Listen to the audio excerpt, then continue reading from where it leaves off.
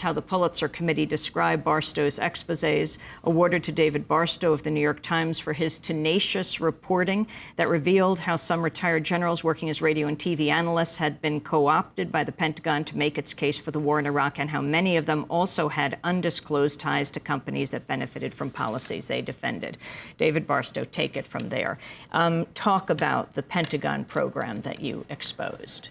I think the program had its roots in the 2002, in the run-up to the build-up to the war in Iraq. The main architect or architects were folks inside the Pentagon, notably Tory Clark, who was the main spokesperson for the Pentagon at the time, and a former public relations executive who had some pretty sophisticated ideas about how it is that you influence the American public in a sort of spin-saturated world where people are increasingly cynical, both of journalists and of the official spokespeople of the government. And her idea, the idea that she pitched to Don Rumsfeld, then the Secretary of Defense, was that the way to really influence the American public was to try to find people who were viewed as independent of both government and the media, people who were considered authoritative and expert, people who would have an ability to cut through the spin. And the group that they began zeroing in on were all the military analysts who were being hired in droves after 9/11 by all the major TV networks. In the view of Tory Clark and her staff, these guys were sort of the ultimate key influencers. They were seen as, most of them, retired decorated war heroes. There were many of them retired generals, some 3- and 4-star generals. They came from an institution that traditionally is extremely trusted by the American public. And they were seen by the public not really as of the media, but not of the government either. And so in the fall of 2002, Tory Clark and her aides, and with the strong support from the White House and from her bosses, set out to target this group and to make them really one of the main vehicles for reaching the American public and building support from the war on terror. And so that's how it sort of began, was with this idea that they could take this thing called the military analysts, which is a creature that's been around for a long time. Going back to the first Gulf War, we remember some of the retired generals first coming on air. And they could take this and the fact of 9/11 and the fact of how prevalent they were on air, sometimes appearing, segment after segment after segment, getting more airtime than many correspondents were getting. Holding forth, not just on the issues of, where the airplanes are flying and where the tanks are moving, but weighing, more heavily on even the strategic issues of what should we do next and how should the war on terror unfold, what should be the next targets. And they looked at them as effectively what they were doing was writing the op-ed on air for the networks and for the cables. And they noticed the way the relationships between the anchors and their sort of in-house generals, there was a sort of bond between anchor and general, and you didn't see the kind of challenging questioning that would go on if you had sent, for example, a representative of the Pentagon to the TV station. It was a much more almost fawning in some cases, a kind of relationship between anchor and general. So they saw this group, and they saw in this group a way of taking the media filter, which politicians are always so fond of complaining about, and turning the media filter into more of a media megaphone. And so that's that's sort of what was going on here, at least in the beginnings of this. According to Media Matters, the army of analysts that you identified, made 4,500 appearances and quotations in ABC News, CBS Radio Network, NBC, MSNBC, CNBC, CNN, CNN Headlines News, Fox News, and NPR. At least that many. Give us the story, the one case study, one of the case studies you do, one man's military-industrial media complex. Tell us the story of Barry McCaffrey, General.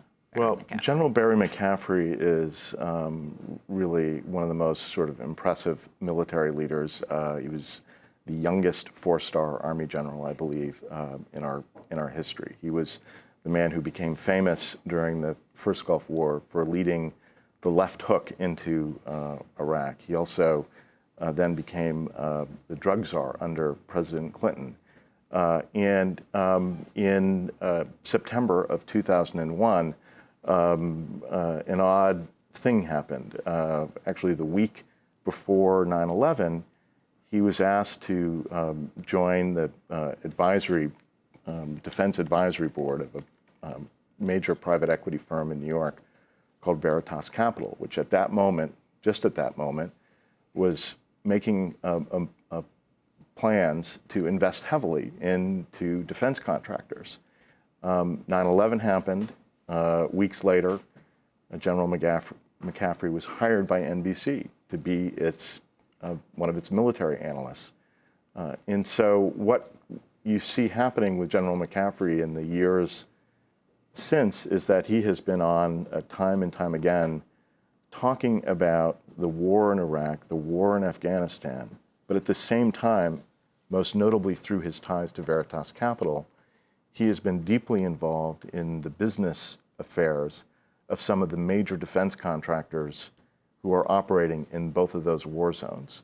And what's more, none of those ties have been disclosed to NBC's viewers when they're bringing him on to talk about the wars in Iraq and Afghanistan. And that's one of the threads that we followed was how did his appearances on television and what did he say on television, to what extent did his positions on TV overlap with the undisclosed business interests of these major defense contractors.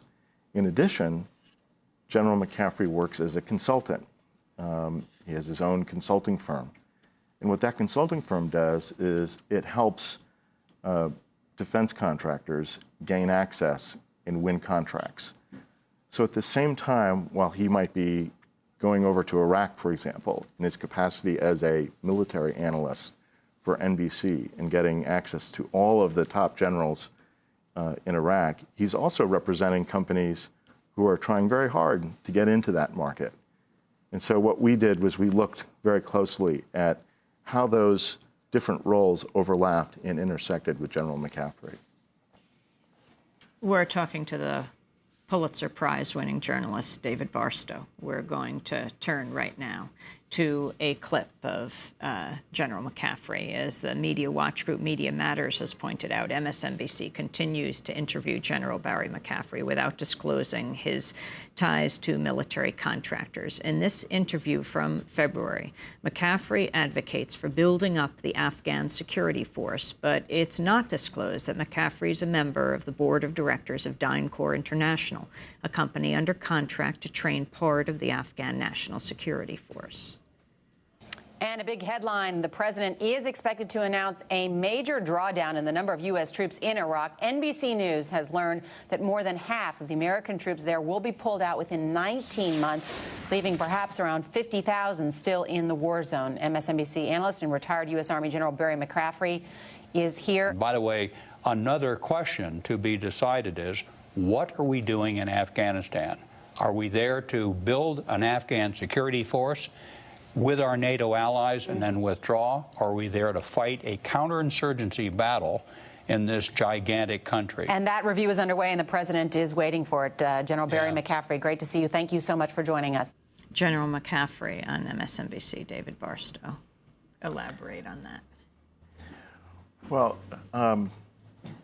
what we don't know and what we can't tell is and I think this is a point that needs to be made, is whether or not the positions General McCaffrey took were taken specifically to advance the undisclosed interests of these contractors, or whether they were positions that he genuinely holds as a military man.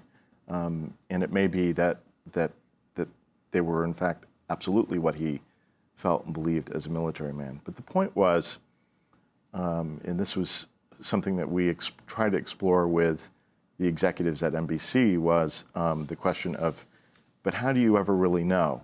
And is that information that ought to be at least presented to the American public, so that when the American public is listening to someone like him, who is so authoritative, so eloquent on the subject of